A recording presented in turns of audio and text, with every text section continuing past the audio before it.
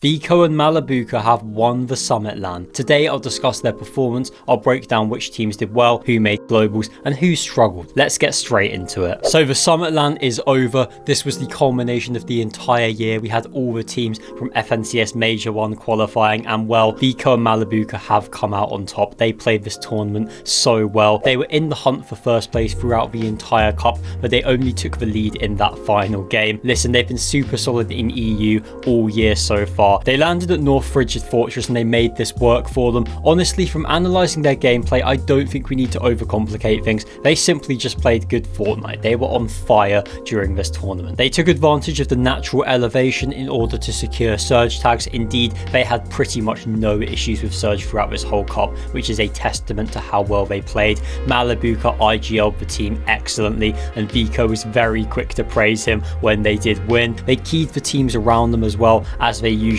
do when they land at this spot, which did work out well for them. They had Cole and Madden landing near them, the NA Central team that unfortunately did come in 50th place. They had a pretty torrid time, and they did provide Vico and Malibuca with some free damage and eliminations. Look, this result shouldn't come as a surprise to anyone. Vico and Malibuca have been one of the standout teams in Europe this year. They came third in FNCS, they've won 2 divisional cups, they're qualified for the Esports World Cup LAN. It's been very impressive, and they were incredibly consistent throughout this tournament. They didn't really have any games where they massively struggled, but Vico in particular, from an individual standpoint, was insane. I mean, take a look at these stats. He had the most damage, the most eliminations, the most assists. He was on fire. He's genuinely such a talismanic player. He's so explosive, and on his day he is absolutely unstoppable. In my opinion, he is the clear MVP of this grand finals. One of the key reasons why they did so well in this cup is because they stuck together as a duo very well in the end game. With a couple of the teams below them, they actually did play fine, but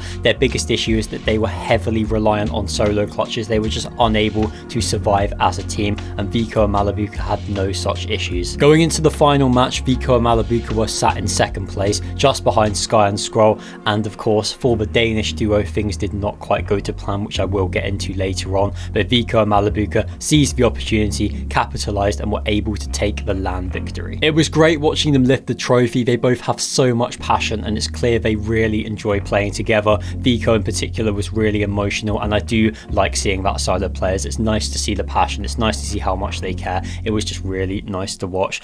Once again, a European team has won LAN, and Vico and Malibuca did represent the region perfectly. Let's not forget, when they first formed, the results didn't come straight away. They actually had a good few weeks where they were really struggling, where it just wasn't clicking. People were talking about them splitting, but no, they stuck together, they trusted in the vibes, and they have now got the rewards. Fair play to them. I am very, very proud of them, and they have secured the first place. Well done. In second place, we had Peterbot and Pollo, and it really was a Jekyll and Hyde performance. In the first half, they were not playing well. They were 29th after 4 games. They were trying to fight the teams around them, and they weren't having any success. They were having to reboot. They were getting left as solos. It just wasn't going to plan. They clearly got the hairdryer treatment from their coach Raz at halftime, because things turned around. I couldn't believe what I was seeing. They managed 2 wins, a second place. They were playing out of their minds, and had they been able to start a little bit better, they genuinely could have won this tournament. Pollo in particular was absolutely insane during this cup. He hit a 1v2 against Reet and Cooper in game 5 to secure height, and then he hit a 1v2 against Dharm and Deemish to win the game. In game 7, he ran things back, hitting another 1v2. It was really, really impressive stuff from him. He was genuinely just playing out of his mind, and I've seen people calling him the MVP of Grands. I certainly don't mind that. I do think Vico was slightly better, and the stats do back that up, but in terms of moments, you just can't look past Pollo. He was so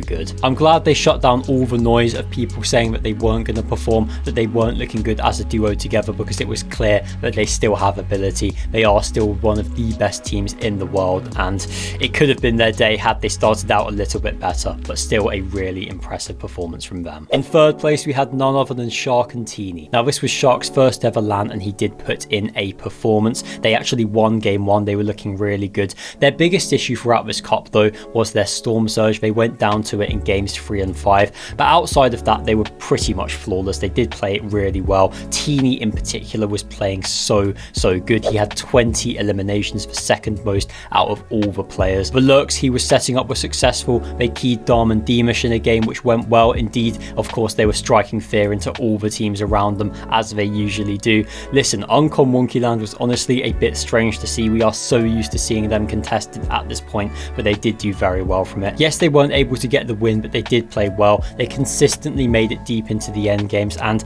if this is Shxrk's first ever LAN, think how good he's going to be in a few years. This duo has huge potential, and they will be on top for years to come. Now in 4th place we had Sky and Scroll, and this was the duo that looked like they were going to win throughout the entire tournament. After 3 matches they were in 1st place, and they didn't drop out of the lead until that final game where things all went wrong. In terms of their strategy, they did what we always know they do. Sky sits in his Surge base, looks for tags while Scroll loots. It works well every time, and this tournament was no exception. There was a lot of solo clutching, which I have to say is quite uncharacteristic for this duo. They are known as a team that survived together well in the end game, but in particular Scroll was having to get a lot of points as a solo. I mean, take a look at the stats on screen now, because he was playing so well, especially in the first half of the tournament. He was on fire. They were super consistent throughout, and they did build up a big lead, but their last 2 games were far from ideal. In game 7 they had a pretty disastrous match, finishing in 39th place, and then of course in the final game, this is where things all went wrong. They landed at the Llama House, which is part of their split, but the OCE duo of Kazi and Damo had been going there for the past 4 games, so it did end up in a big spawn fight, and unfortunately Sky and Scroll did not play it well. Listen, they definitely made a mistake landing at this house. A lot of people have said it was a grief from the OCE team, and this just simply wasn't the case. It's a drop spot that they'd landed at previously in the tournament, so they were within their rights to go there. Sky and Scroll unfortunately made a mess of the off spawn, and that did ultimately cost them, but listen, overall they played really well. It's a shame about how it ended, but listen, they are the FNCS champions for a reason. We've seen such incredible peaks from them over this chapter as a whole, and they're not done yet. We are going to see so much more from them over the next few months. Yes, they weren't clinical when it mattered at the end. Yes, they had a few issues with Surge, but they can still be proud of how they played, and mark my words, they will be back. Now let's go through the rest of the top 15 before I discuss the other European duos. Of course, it was top 15 to qualify for globals. We had Acorn and Bolts finish in 5th place, a very solid placement from them. Bolts had the highest damage ratio of any player. At one point it looked like they had the momentum to go on and win, but 5th is still impressive. We had Kingerling and Craze in 6th place, and if we want to talk about Jekyll and Hyde performances, then these guys are the epitome. They were really struggling after 4 games, but after that halftime break they completely turned things around. I mean, take a look at this match history. They were so consistent, and they fully deserve this globals qualification. Of course, this is a team that had to come from the lower bracket. They made it to this cup via the second chance qualifier, so it's been a real journey, but fair play to them. In 7th place we had Reet and Cooper. Now these guys were in 21st place after 6 games. They weren't looking like they were going to qualify, but they completely turned things around, securing this 7th. This is really good considering they were contested at Latte Landing by Ages and Ritual in all the games. There were a couple where they split, but it was a far from ideal situation, so fair play to Reet and Cooper for making the best of it. They weren't a duo that many people were backing going into this weekend because the form hasn't been there, but quality always prevails. In 8th place we had Shadow and Virgo. Very impressive stuff from them. Virgo in particular, the whole weekend has been looking so good in those realistic fights during the practice room content. He was flying, and listen, no surprises here. They are a very solid team. They had a couple of games where they were getting contested by FKS and Hero, the Middle East team that started landing at them at South Frigid, so things weren't ideal, but Shadow and Virgo are a duo that will be incredibly good in the future. We saw glimpses of that in this tournament, and 8th is a very solid return. In 9th place we had Swizzy and Pixie, and this may well have been the best we've seen them play since forming as a duo. Of course, they were pretty disappointing during FNCS. They got surprise contested on day 1 and were in 48th place after 6 games. They did bring it back a bit, but it still wasn't the performance they would have wanted. In this cup they were actually in 3rd place with 3 games left to play, so things did kind of fall off a little bit towards the end, but they can still be proud of how they played. They have secured the globals qualification, and hopefully they can now kick on from this. Yes, the performances over the past few months haven't been ideal, but this 9th place could be the foundation for them to build, for them to capitalize on their potential and show us what they truly can do. Rounding out the top 10 we had Dom and D Beamish. Now these guys were quite hot and cold. They had games where they were playing really well, 2 second places, they were looking explosive. A couple of games where they did struggle. Of course, they did get keyed by Shxrk T3eny in one match. That's the risk of landing over at that Northwest POI. They did a good job, and 10th is still respectable, but considering they won the upper bracket and considering their quality at LAN, I do think they would have wanted to do slightly better. In 11th place, we had the Spanish controller duo of Syaz and Scary Sean,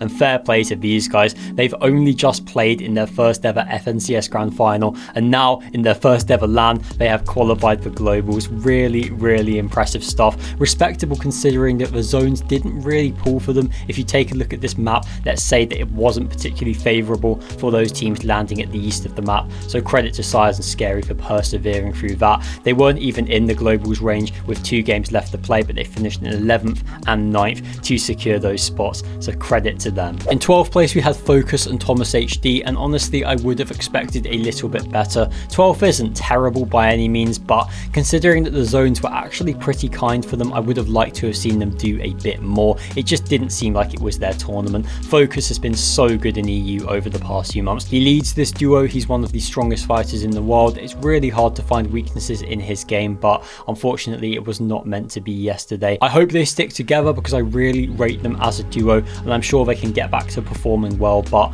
yeah, they will have wanted to have done a little bit better. In 13th place, we had Golden and Ozone. Definitely a duo I was not expecting to see this high up on the leaderboard, so credit to them. Nice to see that the NA Central teams did perform quite well at this tournament. In 14th place, we had Chino and Pablo Wingu. Going into the weekend, I would have said this was a disappointing placement, but after watching them on Friday and Saturday, they weren't performing too well. They also were contested over at Sandy Strip, so the conditions weren't ideal for them. It is worth noting that they were 5th at the halfway point. They did start the cup very well. Things did kind of come apart for them after that. They did lose their way, but they have secured the globals qualification. They obviously have quality. I do feel like this tournament wasn't too reflective of the Chino and Pablo that we know, the team that came 2nd in FNCS, so I believe that we are going to see some strong performances from these guys down the line. And finally, in 15th place, we had Chap and Flixie, just about sneaking in despite the fact that they were contested at their south split for the entire tournament. They were only fully wiped off spawn once, and ultimately it was their performances in the spawn fight that allowed them to get enough points on the board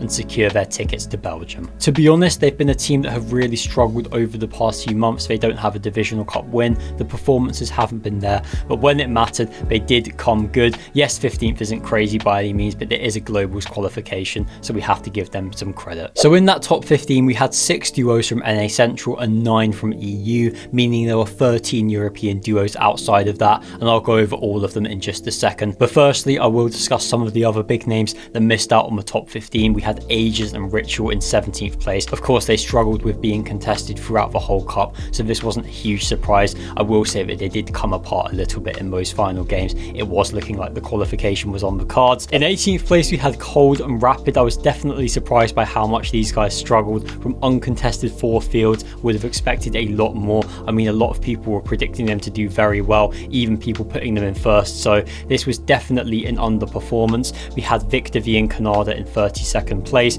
Curve and Veno in 37th. Now, they did get surprise contested by the Brazilian duo of King BR and Twos, and that completely derailed their tournament. South Battlewood was an absolute mess during this event because Akira and Karama and Kundex and Phantom were both landing at that south split as well. There were just so many teams in the POI at all times, and it made it virtually impossible for Veno and Curve to go about their normal game strategy, so I do have a lot of sympathy for them. We were worried that they may grief Sky and Scroll out of a win, but in the end they couldn't even do that because they simply didn't have the opportunity to. They didn't really get a fair crack at this LAN, which is a shame because had they been uncon at the south side, I genuinely think they could have done well, but it just was not to be. We also had Josh and Neomzo in 45th, not the best performance. They were landing at a bunch of different spots throughout the cup and they ultimately could not settle, and they will be pretty unhappy with that. Now back into EU, we had Cami and Hari in 16th place, just 1 point off of globals qualification. Pretty gutting for them. They of course were contested over at the Lighthouse by Izzy and Nosif. They actually marked a different spot on the map before the tournament in order to avoid teams third partying them, but in the end this didn't really matter. They came 2nd in the upper bracket, showing that they are capable of big things, but truthfully the off-spawn situation was always going to be a limiting factor, and I can't really blame them for not finishing in the top 15. Fair play to them for even coming so close. In 19th place, we had Twy and Cringe for their first ever LAN. I do think that was a solid placement, and they of course had their moment winning a game in the upper bracket. In 20th, we had Yapko and Panzer, and in 21st, we had Akira and Karama, two duos that would have finished a lot higher had they been uncontested. Unfortunately, you can't choose who lands on you, and in this case, it was a big limiting factor. In 23rd, we had Skyjump and Mumsy. Cringe and Volko finished in 26th. I have to say, I did expect a lot more out of them from that mid-map spot. Darkos and Minori in 27th, impressive for their first ever LAN. We had Belusi and Zangi in 29th. Vidil and Dew playing in front of the home crowd. They were getting so much love, but they were only able to manage a 34th place.